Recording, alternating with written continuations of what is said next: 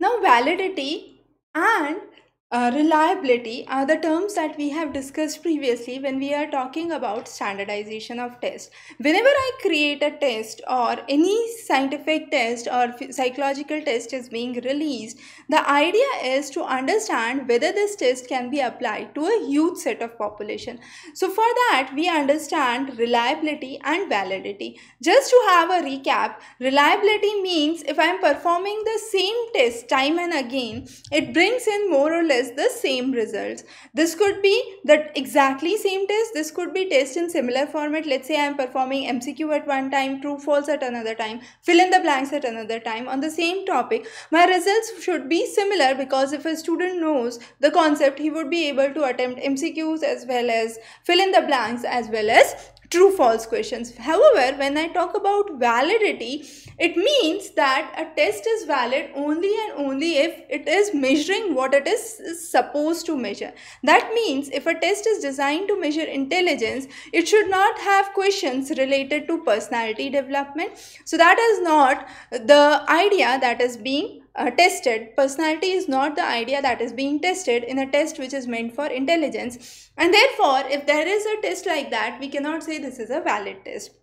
So any standardized test, any of the standardized tests like SAT, ACT, GRE, GMAT, all these we consider as standardized tests for educational purpose. Any of such standardized tests for other purposes as well need to have validity, reliability and usability. Usability means if it is in English, it should be meant for people studying English or those who know English. Now, validity can be of two types. Validity can be either internal validity or external validity. Now, what is the difference? When we say external validity, it is the generalizability of the condition or the outcome that is there. However, internal validity specifically governs the experimental condition, and that is where you would understand a difference is seen or not. And to understand internal validity, we need to have significant amount of evidence and support. Now, we have talked about internal validity and external validity in our previous lectures. What today we would be understanding is what are the factors that actually threaten the internal validity and the external validity. We would be understanding this with certain examples to help you retain these concepts very quickly. In examination, you would have mostly which of the following factors are a threat to internal validity, which of the following factors are a threat to external validity. But if you have the concept in mind, you can better attempt those. So for example, history. That means I am taking the first measurement and I am taking the second measurement. If there is a specific event that occurs between these two, that would affect the validity of the test.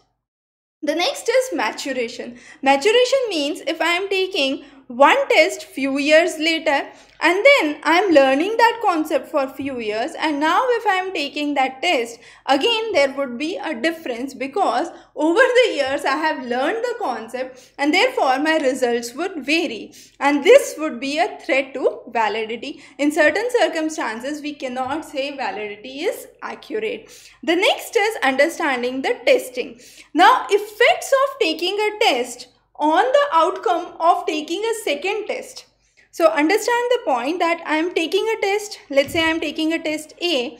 The outcomes of those I am taking into account when I am giving the test B are to be considered, and therefore this is an example where testing affects the internal validity.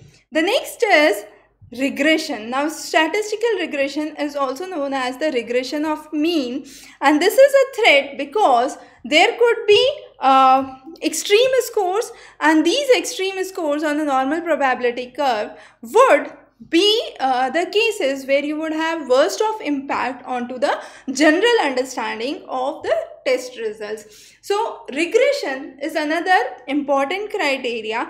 Let's say I pick up certain worst of the students of the class and give them a lot of training on certain issues.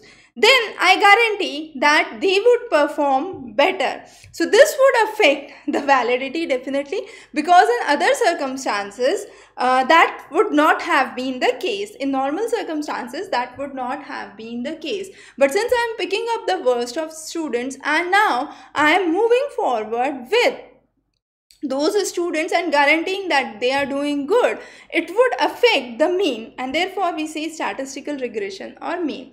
Instrumentation implies that sometimes what happens is I change the instrument with which I am taking the test, the observers are changed, the scorers are changed, and as a result you have outcomes that are changed. So that definitely affects the internal validity of the test.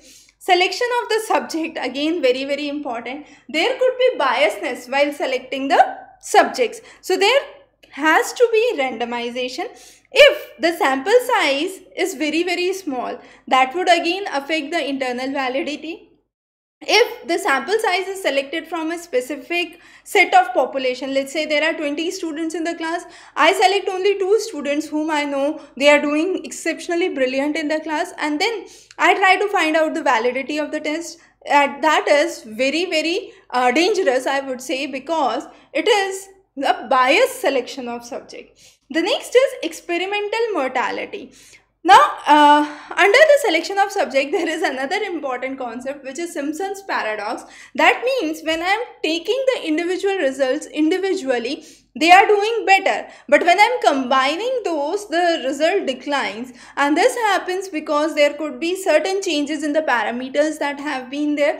We would understand Simpson's paradox in detail in a separate lecture. It is one of the major paradoxes in statistical understanding. So the idea, simply to give you a quick understanding of Simpson's paradox, is if the individual scorers are doing good, I combine the results would go down rather than doing good. The results would be of doing bad. So that is the simple idea under Simpson's paradox. The next important concept that we would understand is experimental mortality. Now what happens under experimental mortality? Experimental mortality means the subjects are lost. For example, I start with, let's say, 200 students, and when the test is on completion, only 50% or 100 students are able to complete it. So that is experimental mortality. I have lost 100 subjects while I was doing the process, and therefore you have a threat to the validity that has to be established. The next is selection maturation interaction. That means the selection of the comparison group and maturation would lead to a kind of confounding outcome that could be seen, and this outcome would impact again the validity, because the interpretation would vary with, as we said, maturation, and as we said, the selection of subject. Now if these two are combined, definitely it would threaten the internal validity, because these two are independently as well threatening the internal validity. The last is John Henry effect. Now this is an interesting example where John Henry was a worker who outperformed machines in certain experiments, but he was aware that the performance that he would be doing would be compared to that of the machines. But in the normal circumstances, that does not happen. And therefore, if we take or pick up a case like that, it would affect the validity of the test. So those are some of the parameters that affect or threaten the internal validity of the test. There are, of course, categories where we understand that there is threatening of external validity as well. This could be due to reactive effect of testing. That means a pre-test, which is a test taken just before the main test, can increase or decrease the sensitivity or the response that a subject is about to give. So pre-test, if it is conducted, it could impact the test, and therefore it is an external validity and a threat to external validity.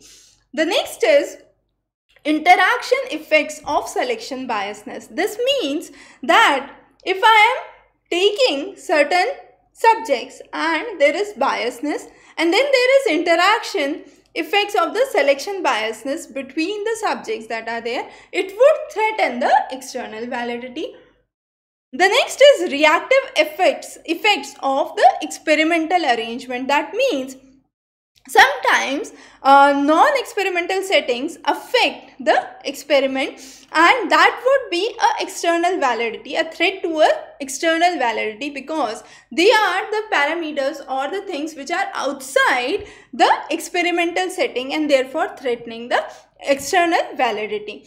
The next is multiple treatment interference. Multiple treatment interference means the same subject. I have the same subject and I am trying to give multiple treatments to it, and it is difficult to control for the effects of the prior treatment. I do not know what was the treatment before it. I am giving the next treatment and I am giving the next treatment and giving the next treatment. So it becomes a threat to the external validity, and therefore all these are factors that are affecting from outside and your outcomes vary, and therefore they are considered as threat to external validity. In our previous lectures, we have talked about standardization of test, reliability, validity, usability, the types of validities, reliabilities and usabilities. But what is important is when you are constructing a test, when you are considering whether a test is valid or not, you need to see that there should not be these kind of threats that could be witnessed to the validity, be it the internal validity threats or the external validity threats, and therefore it is a very important and a sensitive topic for you to understand.